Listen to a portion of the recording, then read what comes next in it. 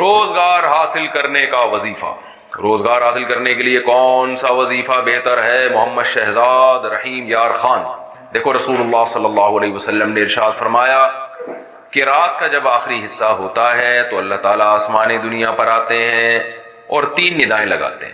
ایک ندا حل من مستغفرین اغفر لہ، کوئی ہے مجھ سے گناہوں کی معافی مانگنے والا جس کے میں گناہوں کو معاف کروں. حل من مسترزقین ارزق لہ، کوئی ہے مجھ سے رزق طلب کرنے والا کہ میں اس کو روزی دوں. تو اس سے پتہ چلتا ہے کہ رات کے آخری حصے میں اگر آپ تہجد کے 2 رکعت پڑھ کے اللہ سے دعا مانگیں، اے اللہ مجھے کشادہ رزق حلال نصیب فرما، اور دعا کے ساتھ ساتھ کوشش بھی کریں. ایسا نہیں کہ دعا مانگ کے پھر فجر پڑھ کے پھر لمبے سو گئے، ظہر تک پڑھے سوتے رہے، پھر ظہر کے بعد اٹھے دیکھا کہ ابھی تو ٹائم ہے تو پھر دوبارہ کھانا کھا کے سو گئے، اور پھر آپ پھر رات کو تہجد میں اٹھ کے دعا مانگ رہے ہیں مجھے اللہ کشادہ رزق حلال نصیب فرما. تو یہ دعا کے ساتھ ایک قسم کا مذاق ہے. تو محنت کرنی پڑے گی آپ کو. رزق حلال کے جو ذرائع ہیں، وسائل ہیں، وہ بھرپور طریقے سے استعمال کریں. اس کے بعد پھر رات کے آخری حصے میں اللہ سے اٹھ کے دعا مانگیں تو اللہ تعالیٰ اس وقت ندا لگاتے ہیں. اللہ سے بہت امید ہے کہ آپ کو انشاءاللہ رزق حلال ملے گا، روزگار ملے گا. اور باقی اس کے لیے اور بھی لوگ وظیفے بتاتے ہیں، تو یا رزاق پڑھ لیا کریں، اے روزی دینے والے. اس سے یا رزاق بھی ایک طرح کی دعا ہے، دن بھر چلتے پھرتے جتنا اللہ توفیق دے یا رزاق یا رزاق، اس کا ورد کر لیا کریں. اپنے مکان کے لیے بھی اپنا مکان بنانا کوئی ضروری نہیں ہے. میرا اپنا ذاتی مکان نہیں ہے، تم مجھ سے وظیفے مانگ رہے ہو. کرائے پہ رہو، مزے اڑاؤ، اور کیا. اپنا مکان تو بے وقوف لوگ بناتے ہیں. بہت پیسہ دے دیا اللہ نے اضافی، تو پھر بنا لو، ادھر ادھر ضائع ہو جائے گا. چلو اپنا مکان بنا لو، ورنہ مکان بے وقوف لوگوں کا کام ہے یار. مجھے سب سے زیادہ ضرورت ہے اپنے مکان کی، کیونکہ میرے تو بچے بھی ماشاءاللہ ہول سیل کے حساب سے، اور گھر بھی. مجھے ضرورت نہیں، مسافر خانہ ہے یار. آپ کہہ سکتے ہو بچے کہاں جائیں گے پھر، آپ مر گئے تو یہ تو کرایہ کون تمہارا باپ دے گا. یہ کراچی میں تو ہر بات میں باپ کو لے آتے ہیں بیچ میں. تو بھائی اللہ نے اضافی پیسہ دیا تو کوئی پراپرٹی بنا کے چھوڑ جاؤ، وہ بیچ کے کر لیں گے کچھ.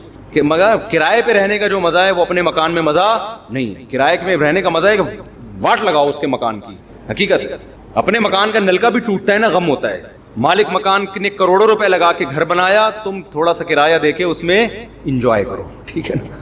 کئی سال کرایہ دیتے رہو گے، اس کے کروڑوں روپے پورے نہیں ہوں گے، اور تمہاری ایج پوری ہو جائے گی اور تم قبر میں چلے جاؤ گے. پھر تم بولو گے خام خامے میں نے کروڑوں روپے لگا کے اپنا ذاتی مکان میں خرچ کیا، مجھے کیا پتا تھا اتنے تھوڑے سے دن رہنا ہے. تو ہم تو جب بھی گھر میں جاتے ہیں اب یہی سوچتے ہیں پتہ نہیں کل صبح اٹھیں کہ نہ اٹھیں. کیا خیال ہے بولے زندہ رہیں کہ نہ رہیں؟ ابے ان دیواروں سے کیا دل لگانا ہے یار، کیا دل لگانا ہے اینٹوں سے. میری اینٹ ہے، میری ٹائل ہے، بھاڑ میں جائے تیری اینٹ. زندگی ہے کتنی تھوڑی، بہت زیادہ جی لیے 80 سال نکال لیں گے. بولے تو پراٹھے جس اسپیڈ سے ہم کھا رہے ہیں مجھے نہیں لگتا میں 80 سال تک رہوں گا. صحیح ہے نا. ہم کہتے ہیں پراٹھے کھا کے مر جانا، یہ بغیر پراٹھوں کے 80 سال تک زندہ رہنے سے بہتر ہے. اللہ بچائے. ویسے جب مرنے لگتا ہے پھر آدمی یہ نہیں سوچتا، پھر کہتا ہے یار خیر. وہ ایک آدمی کہتا تھا اللہ زندگی سے موت ہی بہتر ہے.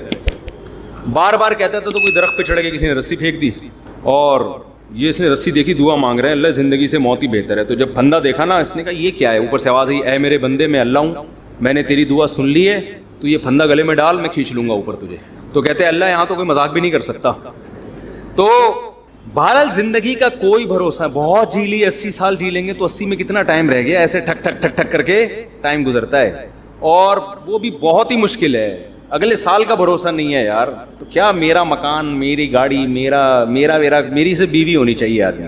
اس میں آدمی غیرت کا تقاضا یہ ہے کہ اس میں یہ باتیں نہ کرے. باقی مکان مالک کا ہو، رہے گا کون؟ ہم رہیں. یہ تو فائدہ ہے نا. پیسہ اس کمبخت نے لگایا، بے وقوف نے. رہ کون رہا ہے؟ مزے آپ اڑا رہے ہو. صحیح ہے نا. اور کرایہ دار دیکھو مالک مکان کے گھر کی جو واٹ لگاتے ہیں، اس کا اپنا مزہ لگانے نہیں چاہیے، لیکن وہ ساری ریپیئرنگ وہ کر رہا ہوتا ہے آخر میں. اور پھر لوگ کہتے ہیں وہ نکال دے گا تو کہاں جائیں گے. کوئی بات نہیں، اگلی گلی میں چلے جاؤ. وہ بھی مسافر خانہ، یہ والی گلی، وہ والی بھی، وہاں سے بھی لاش اٹھے گی ایک دن جنازہ، وہاں سے بھی. بلکہ کرائے کے گھر میں اور آسانی ہے کہ جہاں چاہو رہو. اب دیکھو میرے پاس آپشن ہے، میں لاہور میں جا کے رہوں کہ میں فیصل آباد میں جا کے رہوں کہ میں اسلام آباد میں جا کے رہوں. میرے پاس آپشن ہے. جن کا ذاتی گھر ہے ان کو تو بیچنے میں اتنا ٹائم لگے گا. ہم نے ادھر نوٹس دیا بھائی ہم جا رہے ہیں، اور پتلی گلی سے نکل لو. مسافر خانے چلتے پھرتے ہی مر جاؤ گے بھائی. تو کہیں بھی ہمارا اسٹے نہیں ہے. یہ رہنے کی جگہ بے وقوفوں کے رہنے کی جگہ ہے. جو دنیا کا پرلے درجے کا انٹرنیشنل بے وقوف ہے، گدھا ہے، وہ اس دنیا کو سمجھتا ہے کہ رہنے کی جگہ جس میں تھوڑی سی سینس ہے نا، پی کے نہیں آیا ہے، اس کو پتا ہے یہ رہنے کی جگہ نہیں ہے, دل لگانے کی جگہ نہیں ہے, یہ بے وقوف اور گدھے ہیں جو ان اینٹوں سے دل لگاتے ہیں. پھر بھی میں کہتا ہوں بہت پیسہ ہے تو بنا لو, ایسا نہ ہو جن کا بنا ہوا گھر ہے وہ پھر کہیں کہ ہمیں بے وقوف کہہ دیا مفتی صاحب نے. ان کے بارے میں تعویل کرتا ہوں کہ ان کے پاس اتنا پیسہ تھا کہ انہوں نے کھا بھی لیا, پی بھی لیا, شادیاں بھی ہو گئیں, بچے بھی ہو گئے, اب ان کو سمجھ میں نہیں آ رہا ہے, انہوں نے کہا چلو گھر بنا لیتے ہیں, اس کا فائدہ یہ ہوگا کہ بچوں کے کام آ جائے گا پراپرٹی. حدیث میں یہ ترغیب ہے کہ اگر اللہ نے آپ کو پیسہ دیا, نہیں دیا تو ٹینشن نہ لو, اللہ پہ توکل کرو, اللہ نے آپ کو کھلایا بچوں کو بھی کھلائے گا. لیکن صحیح حدیث ہے اگر اللہ نے پیسہ دیا ہے تو پھر حدیث میں ترغیب ہے بچوں کے لیے چھوڑ کے جاؤ, بچوں کو لاوارث مت کرو. تو کچھ اتنا تھوڑا بہت بچا لیں بچوں کے لیے, اس کا طریقہ ہے پلاٹ لے کے ڈال دیں. سمجھتے ہو, پلاٹ لے کے ڈال دیں, اس کی قیمت زیادہ تیزی سے بڑھتی ہے. جب آپ مریں گے تو وہ بہت اوپر جا چکا ہوگا, بچوں کے کام آ جائے گا. تو ورنہ بعض دفعہ ایسا ہوتا ہے کہ بچے رول رہے ہوتے ہیں, پاؤں میں پہننے کی چپل نہیں ہوتی ان کے پاس. تو اگر اللہ نے مال دیا ہے تو پھر بچوں کے لیے کچھ آپ کو بنا کے جانا پڑے گا. سمجھتے ہو؟ تو اس نیت سے کوئی کر لے تو ٹھیک ہے. یہ پتہ نہیں کہاں سے بات آئی تھی, یہ سوال پوچھا کیا تھا, ہم نکل کدھر کو لیے. کاروبار کا وظیفہ, مکان کا وظیفہ تو میں نہیں بتاؤں گا, ذاتی مکان ضرورت ہی نہیں ہے. کیا کاروبار کے لیے میں وظیفہ بتا دیتا ہوں. وہ وظیفہ یہ ہے کہ صبح اٹھ کے جاگنگ کرو, پہلے تو فجر کی نماز پڑھو, پھر جاگنگ کرو, پھر پٹھان روٹے کے 2 پراٹھے کھاؤ. اس سے آپ کو ملے گی موٹیویشن. جب کاکڑ دن نہ ہو جائے گا, کاکڑ دن نہ سمجھتے ہو, نئے نئے لوگ آتے رہتے ہیں, پرانے بور ہو جائیں گے. دیکھو قوالی جب شروع ہوتی تھی نا, شروع میں آرام آرام سے چلتا ہے, قوالی میں آرام آرام سے چلتا ہے نا, ایک ہی سر میں ہوتے ہوتے پھر کاکڑ دنہ ایک دم جوش میں آتا ہے. تو کاکڑ دنہ کا مطلب یہ ہوتا ہے ایک دم ہٹو بچوں کام ہو جائے اور ایک دم طبیعت میں جوش آ جائے. تو صبح فجر کی نماز پڑھو, پھر اس کے بعد کرو طبیعت سے جاگنگ, خوب پسینہ نکالو, پراٹھے نہیں کھاؤ, جو مرضی کھانا ہے کھا لو. اس تو ہو جائے گا, کیا ہو جائے گا, کاکڑ دنہ, آپ کی اسپیڈ بڑھ جائے گی. پھر آپ پلاننگ کرو میں نے کرنا کیا ہے, اور تہجد میں 2 رکعت پڑھ کے اللہ سے دعا بھی مانگ لو کہ اللہ مجھے رزق دے. حدیث میں آتا ہے اللہ تعالیٰ رات کے آخری حصے میں آسمان دنیا پہ آ کے کہتے ہیں حل من مسترزقن ارزق لا, کوئی ہے روزی طلب کرنے والا میں اس کو روزی دوں. وظیفوں میں ٹائم ضائع کرنے کے بجائے اس وقت 2 رکعت پڑھ کے اللہ سے کیا مانگ لو, روزی مانگ لو. ہمارے یہاں کیا کرتے ہیں, میں کسی کو بتاتا ہوں نا تہجد میں 2 رکعت پڑھ کے اللہ سے روزی مانگ لے, وہ تہجد میں 2 رکعت پڑھنے کے لیے اٹھتا ہے, اس کے بعد پھر سوتا ہے, 1 بجے اٹھتا ہے پھر وہ. تو اللہ کیا کہے گا, مانگ تو روزی رہا ہے, کام سارے نحوست والے کر رہا ہے. روزی کو دھکا دینے والی بات ہے نا. جو 1 بجے سو کے اٹھے گا, اور کراچی میں 2 بجے کسی کو فون کرتا ہوں, کہتے ہیں میں ناشتہ کر کے آ رہا ہوں, دوپہر 2 بجے میں کیا کر کے آ رہا ہوں, ناشتہ کر کے آ رہا ہوں. تو کاروبار گیا کہاں, دل لے. آپ کہہ سکتے ہو کہ میں فجر کے بعد جاگنگ کر کے رات کو تہجد میں 2 رکعت پڑھ کے اللہ سے دعا مانگوں گا, پھر فجر کے بعد جاگنگ کروں گا, پھر آپ کے مشورے پر 2 پراٹھے کھاؤں گا. اور کاکڑ دن 2 پراٹھے, یہ ویسے ہی کہہ رہا ہوں میں, مزہ آتا ہے کہنے میں یار, پتہ نہیں کیوں پراٹھے میں. باقی آپ جو مرضی کھاؤ, پراٹھے تو نقصان دیتے ہیں لیکن جو مرضی کھاؤ. اس کے بعد پھر میں جب یہ سارے کام کروں گا, میں دکان جاؤں گا تو میرے علاوہ کوئی بندہ شاپ پہ ہوگا ہی نہیں. تو کاروبار کیسے چلے گا صبح صبح؟ صحیح حدیث ہے بورک لامتی فی بکورہا, اللہ نے میری امت میں صبح کے وقتوں میں برکت. یہ میری بھی روٹین خراب ہوئی ہوئی ہے, میری اپنی روٹین بھی خراب چل رہی ہے کراچی کی وجہ سے, لیکن اس کو سیٹ کرنے کی ضرورت ہے. تو صبح حدیث میں آتا ہے اللہ نے برکت رکھی ہے. اب لوگ کہتے ہیں ہم جب صبح دکان پہ بیٹھیں گے تو ہمارے علاوہ اس پوری کائنات میں کوئی بھی نہیں ہوگا, تو کسٹمر ہوگا ہی نہیں, تو کاروبار چلے گا کہاں سے؟ تو بھائی صبح اٹھنے کا مطلب ضروری نہیں کہ دکان پہ جا کے بیٹھ جائیں.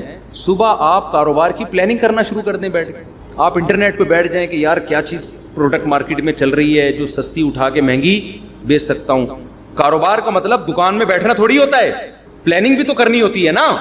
کیا ہو گیا؟ تو صبح آپ بیٹھو, جب جاگنگ کر کے پراٹھے کھاؤ, چائے شاید نہیں پی لو تو بھی غلط ہے, لیکن پی رہے ہیں تو کیا کریں. تو جب آپ بیٹھ گئے تو اس کے بعد پھر آپ کیا کرو, پلاننگ کرو. پلاننگ کیسے کرو؟ ایک ڈائری لو اور پین لو. دیکھو یہ انسان کی نیچر ہے, میں نے بارہا تجربہ کیا ہے. موبائل کی ڈائری میں جب آپ پلاننگ کرتے ہو آپ کا دماغ نہیں چلتا. یہ کچھ قدرت کی طرف سے یہ ہے. دماغ انسان کا جب ہی چلتا ہے جب اس کے ہاتھ میں قلم ہو. اٹھائیے نا, قرآن میں بلا وجہ نہیں اٹھا لی. میں نے دیکھا ہے کہ میں اگر کمپیوٹر پہ کچھ لکھ رہا ہوتا ہوں نا, کوئی دماغ جیسے کتاب لکھنی ہے, کوئی مضمون لکھنا ہے, زیادہ دماغ نہیں چلتا کمپوزنگ میں. ادھر آپ نے پین اٹھایا اور ڈائری اٹھا کے لکھنا شروع کیا, دماغ چلنا شروع, پھر اس کو بے شک کمپوز کرا لو بعد میں.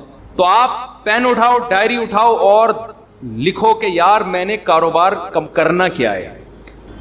ہو سکتا ہے 6 ہفتے تک آپ سوچتے ہی رہو اور آپ کی سمجھ میں کچھ بھی نہ آئے, تو پھر آپ یہ سوچو کہ میں اپنی سمجھ میں لانے کے لیے کیا کرنا ہے پہلے میں نے, کہ میری سمجھ میں کچھ آئے. تو آپ یہ جملہ لکھو گے سوچ بچار کے کہ یار اس کے ماہرین سے میں نے مشورہ لینا ہے. سمجھتے ہو میں نے کیا کرنا ہے؟ کباڑ کا کام ہے آپ کا, تو کباڑ کے ماہرین سے کیا کرنا ہے؟ مشورہ لینا ہے. وہ مشورہ دیں گے نہیں آپ کو. پاکستان میں ایسا ہوتا ہے کہ کسی کو کوئی بزنس آتا ہے تو مشورہ دے گا, نہیں دے گا تو غلط مشورہ دے گا. جب آپ اس کے پاس جاؤ گے کہ کاروبار چل ہی نہیں رہا, رو رہے ہیں یار ہم تو کچھ ہے ہی نہیں, حالانکہ کروڑوں روپے کما رہا ہوگا, اس کو یہ ہوگا کہ یہ بھی نہ شروع کر دے کہیں. تو پھر آپ نے یہ لائن کا اضافہ کرنا ہے کہ مشورہ نہیں لینا, اس کو کاروبار کرتے ہوئے میں نے دیکھنا ہے. تو شیر شاہ مارکیٹ میں جاؤ, دیکھو کباڑ والے کیا خریدنے ہیں, یہ سارا سروے کرنا ہے میں نے. یہ سب چیزیں ڈائری میں, جو چیز سمجھ میں نہیں آ رہی تو وہ سمجھ میں کیسے آئے گی اس کے لیے الفاظ لکھو. سمجھتے ہو؟ اس سے انشاءاللہ وہ جو آپ نے تہجد میں دعا مانگی تھی اس کے اثرات ظاہر ہونا شروع ہو جائیں گے. تو تمہارا باپ بھی کرو. پاکستان میں جس کو کاروبار نہیں کر رہا نا وہ دنیا کا بہت بڑا بے وقوف ہے. یہاں گورے آ کے کر رہے ہیں کاروبار. ایک گورا کراچی میں ہے, اس کا کبھی میں انٹرویو لوں گا انشاءاللہ, مسلمان ہوا ہے وہ. اس نے کہا ہے کہ کراچی جس کی آبادی کتنے کروڑ ہو گئی, 2.5-3 کروڑ, کو تو گورنمنٹ غلط وہ بتاتی ہے, زیادہ آبادی ہے. 1-8 کروڑ تو ہمارے گھر کے افراد ہوں گے. تو اتنی آبادی ہے. مجھے ایسا لگتا ہے کراچی کی جو آبادی کو کاؤنٹ کیا, میرے بچے نکال کے کاؤنٹ کیے ہیں ان لوگوں نے, مجھے ایسا لگتا ہے. تو اتنی بڑی آبادی میں تو بھی اگر کسی کا بزنس, یورپ تو ترستا ہے ایسی آبادی کے لیے, سمجھتے ہو؟ گورے ترستے ہیں یار ہمیں ایسا کراؤڈ ملے کہیں ہم بزنس کریں. یہاں گورے آ کے کروڑ پتی بن گئے ہیں کراچی میں.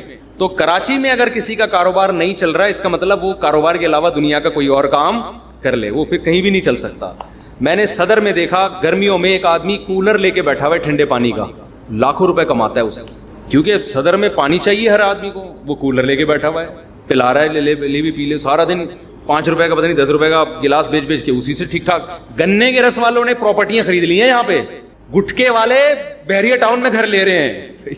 جب آبادی زیادہ ہوتی ہے تو بزنس چھانگا مانگا کے جنگلات میں تھوڑی ہوگا, بزنس تو یہی ہوگا. سبزی منڈی میں جا کے دیکھو کیسے کروڑ پتی, ٹماٹر بیچ کے ارب پتی بن گئے ہیں. تو کراچی میں تو آپ نے مائنڈ استعمال کرنا ہے, کھوپڑی استعمال کرنی ہے, تو کھوپڑی بھی استعمال کرو اور رات کو بیٹھ کے تہجد میں اللہ سے 2 رکعت پڑھ کے دعا مانگو. صبح دوڑو, اس لیے میں کہہ رہا ہوں کہ اگر صبح دوڑے نہیں تو پھر کیا ہوگا کہ سستی میں پڑے ہی رہو گے. شیر شاہ کون جائے کباڑ میں جا کے, اور اگر گئے تو کمر میں درد, گھٹنے میں درد. اور اس نے کہا کہ یار یہ ذرا اسٹیل تھوڑی سی اٹھائی, اور جس زاویے سے اٹھائی قیامت تک کے لیے ویسے ہی ہو گئے. ایک صاحب نے مجھے اپنا واقعہ سنایا, کہہ رہے میں حج کرنے کے لیے گیا, ان کی عمر 50 سے اوپر تھی, سچا واقعہ ہے. کہتے ہیں میں حج کرنے کے لیے گیا تو پہلے چکر میں رمل کرنا پڑتا ہے نا تھوڑا اکڑ کے.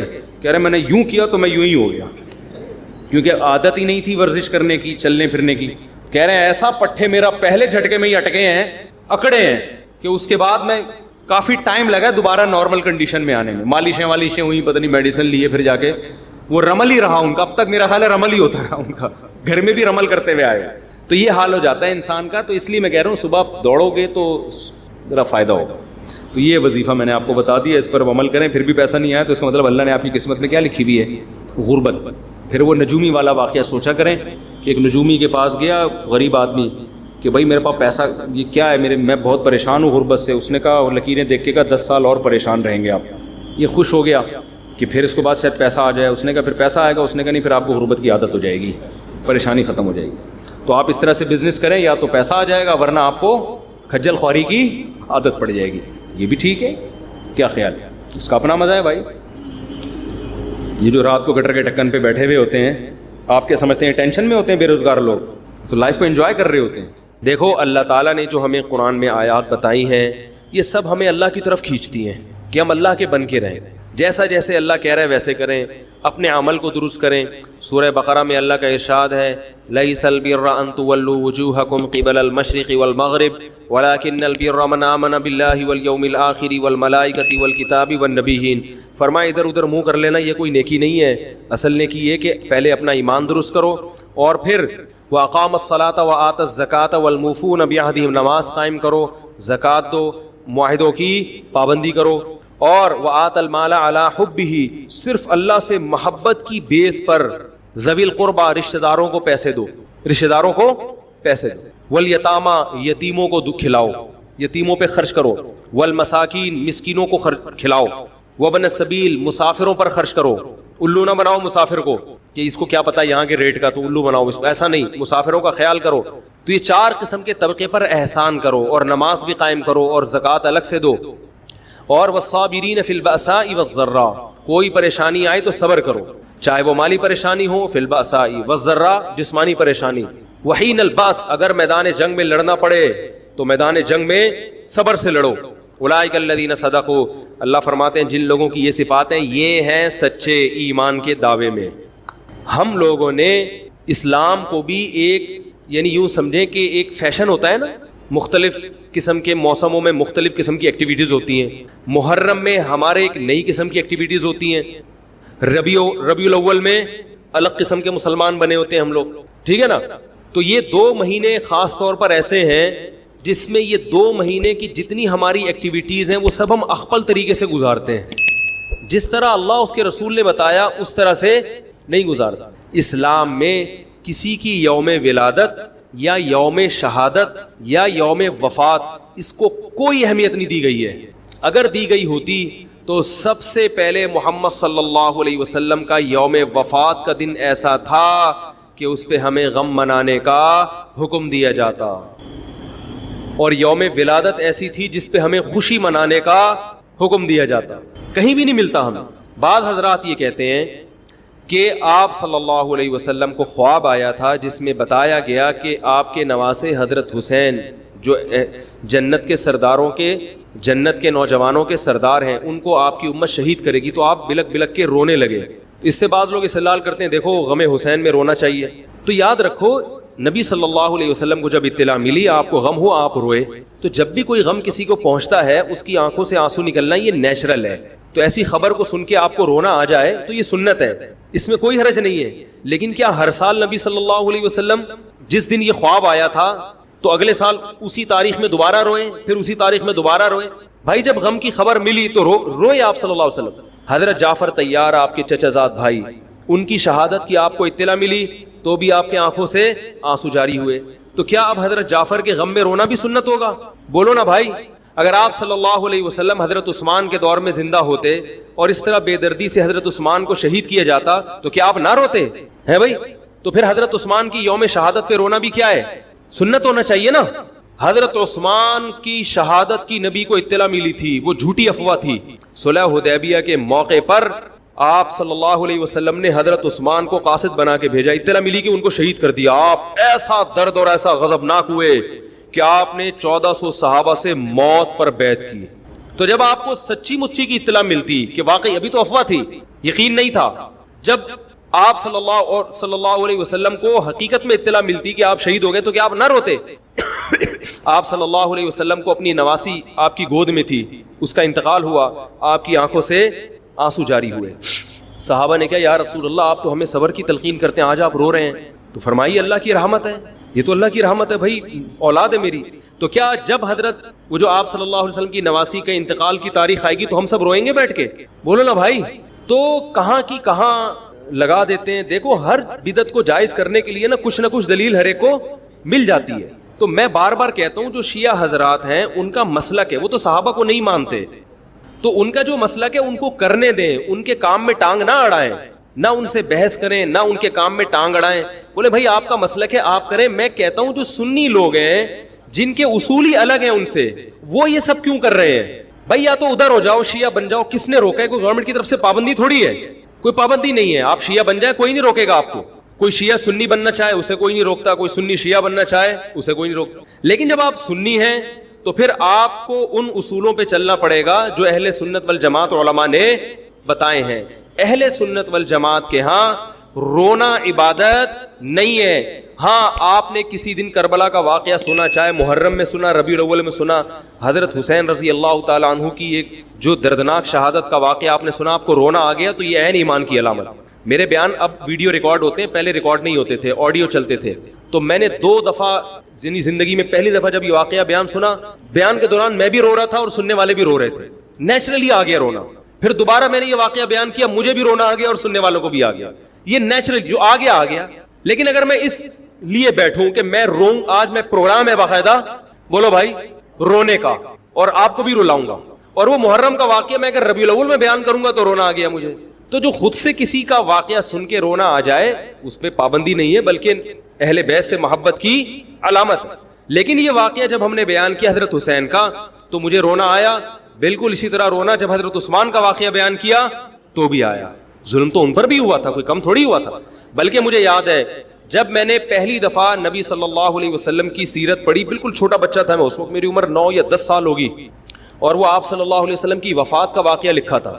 تو اتنے بچے میں تو اتنی سمجھ نہیں ہوتی, لیکن جب مجھے یاد ہے میں پڑھ رہا تھا تو مسلسل آنکھوں سے آنسو بہ رہے تھے. ایسا دردناک واقعہ نبی صلی اللہ علیہ وسلم کی وفات کا.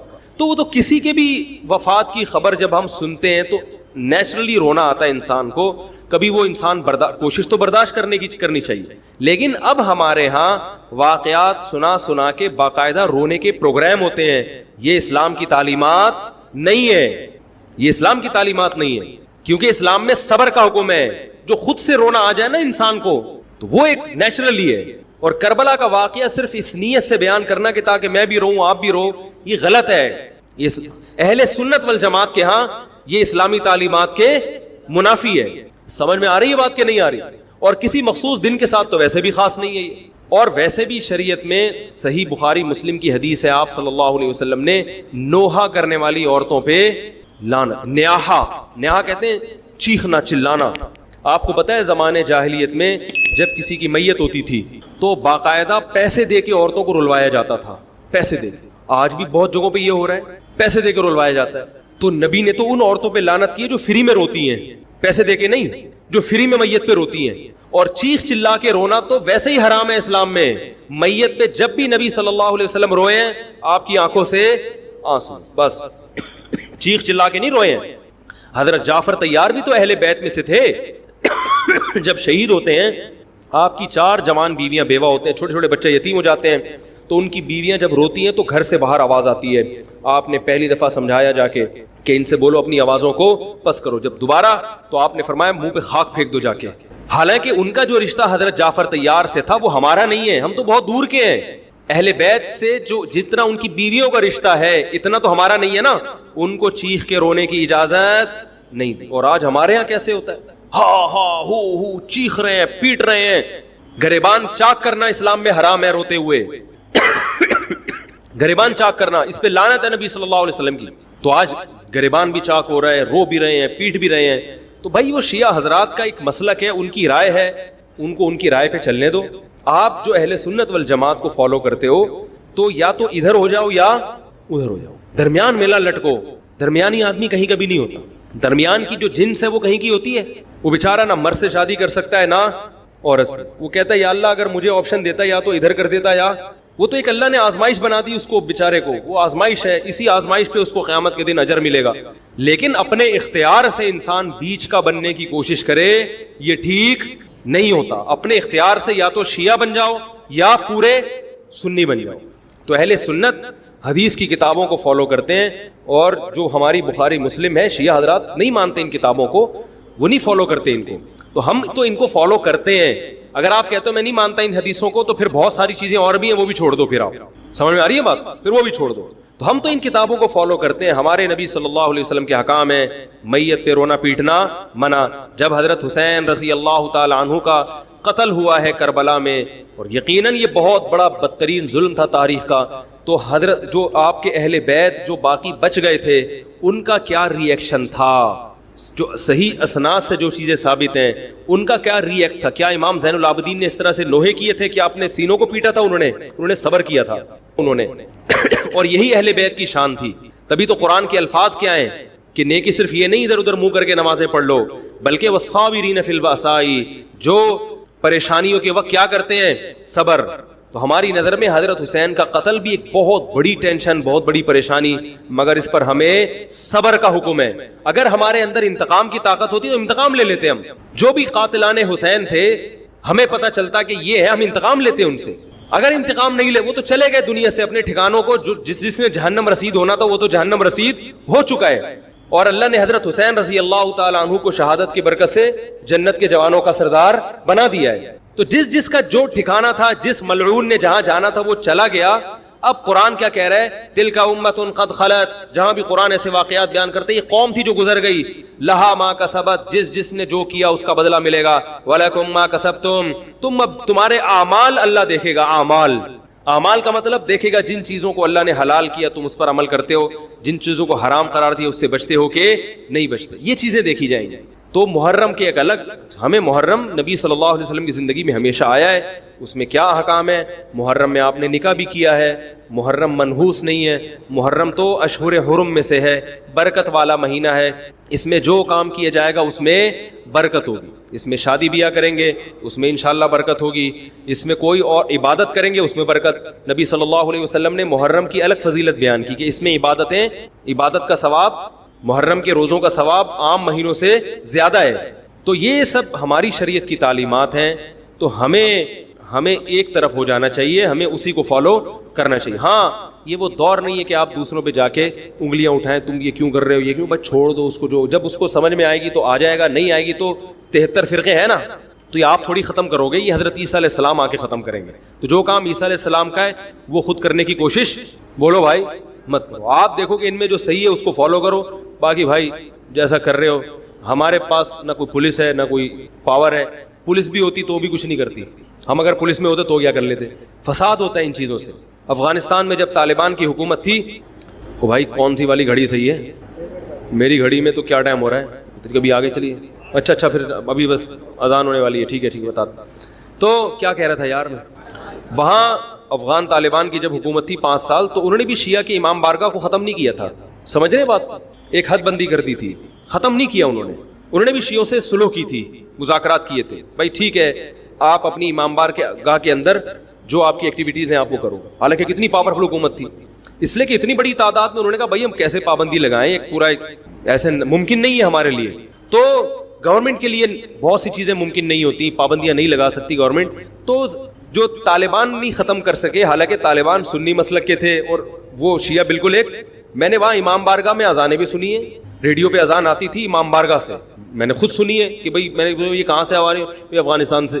میں اس وقت اذان، افغانستان کا چینل اس وقت آتا تھا طالبان کا اردو میں چینل، تو اس میں اذان آ رہی ہوتی تھی شیعہ حضرات کی. تو فرقواریت کا یہ طریقہ ختم کرنے کا نہیں ہے کہ آپ جا کے ان کو چھیڑیں، تنگ کریں. بھائی یہ بہت عرصے سے چلے آ رہے ہیں، چلتے رہیں گے. جو صحیح ہوگا اس کو حضرت عیسیٰ علیہ السلام نافذ کر دیں گے، جو غلط کو ڈیلیٹ کر دیں گے خود ہی. اگر ہم غلط ہوئے تو حضرت عیسیٰ علیہ السلام سب سے پہلے ہماری گردنیں اڑا کے ہمیں ڈیلیٹ کر دیں گے، ٹھیک ہے نا. اگر وہ غلط ہوئے تو ان کو ختم کر دیں گے. تو یہ ان کا کام ہے. آج کسی کے بس میں یہ نہیں ہے. تو میں یہ اس لیے کہہ رہا ہوں کہ لڑو مت، گالی گلوچ مت کرو، فیس بک پہ ایک دوسرے کے خلاف نیگیٹو کمنٹس مت کرو، کیونکہ ہم اختلافات کے متحمل نہیں ہیں. ہمیں بہرحال قومی سطح پہ ایک ہی بن کے رہنا ہے. پاکستان کے مقابلے میں جو ہمارے دشمن ہیں ان کے مقابلے میں ہمیں ایک بن کے رہنا ہے. جہاں تک مذہب کا تعلق ہے، بھائی آپ کا مسلک اجازت دیتا ہے آپ کریں، ہمارا مسلک ہمیں اس کی اجازت، ہمارا مسلک ہمیں ماتم دیکھنے کی بھی اجازت نہیں دیتا. سمجھ میں آ رہی ہے بات؟ ہمیں دیکھنے کی بھی اجازت نہیں، ہم دیکھیں گے بھی نہیں. آپ کا مسلک ہے آپ کریں. تو لڑنا بھڑنا نہیں ہے. میں صرف یہ کہہ رہا ہوں کہ ایک طرف ہو جاؤ، یا ادھر یا بولو بھائی ادھر ہو جاؤ. تو ہم یہ چیزوں کو غلط سمجھتے ہیں، نہ ماتم کو جائز سمجھتے ہیں، نہ رونے پیٹنے کو جائز سمجھتے ہیں. جس طرح سے رویا جا رہا ہے، کسی کو واقعہ کربلا سن کے رونا آ جائے، یہ ایمان کی علامت ہے اہل بیت. لیکن یہ کوئی سنت عمل نہیں ہے کہ باقاعدہ اس کو رلانے کے لیے آرڈر پہ بٹھایا جائے کہ چلو کربلا کا واقعہ سن کے رونا سنت ہے تو آپ بیٹھو تو رو. لفظوں میں اسلام کو ڈیفائن کیا ہے کہ کلوا من الطیبات، پاکیزہ کھاؤ اور عمل بھی پاکیزہ کرو. تو جو اصل بات میں یہ محرم ہی کے حوالے سے یہ آیت کا میں نے انتخاب کیا تھا کہ جب آپ پاکیزہ کام کریں گے اور پاکیزہ کھائیں گے تو اس سے آپ لوگوں کو اچھے لگیں گے اور لوگوں کا دل چاہے گا کہ آپ جیسے بن جائیں. سمجھ میں آ رہی بات؟ ایک مثال دیتا ہوں. دیکھو کوئی بھنگی ہو جو بیچارہ ہر وقت گندگی میں رہتا ہو، اسے آپ سمجھائیں کہ یار اچھی زندگی گزارو، صاف ستھرے ہو جاؤ. آپ نے کسی دن اس کو نہلا دیا، بہترین کپڑے ڈیٹول سے نہلایا، سروس کروائی. ظاہر ہے وہ اتنے دنوں سے ایک کام کر رہا ہے تو وہ سروس کے بغیر دھلے گا نہیں. سروس کروائی آپ نے اس کی، خوب نہلا دھلا کے اس پہ اسپرے چھڑک دیا آپ نے، اور 3 دن تک کنٹینیو یہی کام کیا. تو آپ مجھے بتاؤ اس کو برا فیل ہوگا یا اچھا فیل ہوگا؟ کہے گا یار بڑا مزہ آیا. اس کے دل میں اپنے کام سے نفرت پیدا ہونا شروع ہو جائے گی. تو اچھی چیز میں، اچھی طہارت میں، پاکی میں اللہ نے اٹریکشن رکھی ہے. جیسے صاف ستھرا آدمی اچھا لگتا ہے یا گندا اچھا لگتا ہے؟ صاف ستھرا اچھا لگتا ہے. تو صاف ستھرے اعمال والا بھی انسان کو اچھا لگتا ہے. تو اللہ تعالیٰ نے اسلام کو جو ڈیفائن کیا 2 لفظوں میں, اچھا کھاؤ اور عمل اچھا کرو.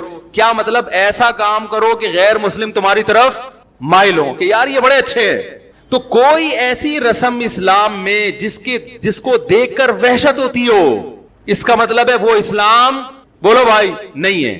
کوئی بھی آپ ایسا عمل کر رہے ہیں, لیبل اسلام کا لگا رہے ہیں, مگر اسے دیکھ کر غیر مسلم کو گھنٹوں گھنٹوں سمجھانا پڑتا ہے یہ کیوں ہو رہا ہے, اس کا مطلب ہے کہ یہ اسلام بولو نا بھائی نہیں ہے.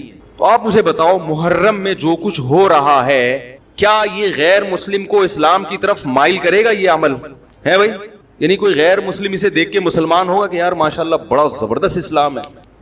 افسوس ہمیں اس پر ہے کہ دیکھو جن کا مسلک ہے, جن کا فقہ ہے, وہ جو کچھ کر رہے ہیں انہیں کرنے دو. اپنے بارے میں یہ فیصلہ کرو کہ ہم سنی ہیں یا شیعہ ہیں. فرقے شروع سے چلے آ رہے ہیں نا, شیعہ اور سنی, ختم کرنا تو ممکن نہیں ہے. تو حضرت عیسیٰ علیہ السلام جب نازل ہوں گے تو تلوار کی زور سے تمام فرقوں کو ختم کر دیں گے. تو جو کام عیسیٰ علیہ السلام کا ہے وہ خود کرنے کی کوشش نہ کرو, جو حضرت مہدی کا کام ہے وہ خود کرنے کی کوشش نہ کرو. ہم کسی فرقے کو ختم نہیں کر سکتے, لیکن ہم اپنے آپ کو ڈیفائن کر سکتے ہیں. ہم یہ بتا سکتے ہیں کہ ہماری رائے میں صحیح کیا ہے. تو میرے بھائی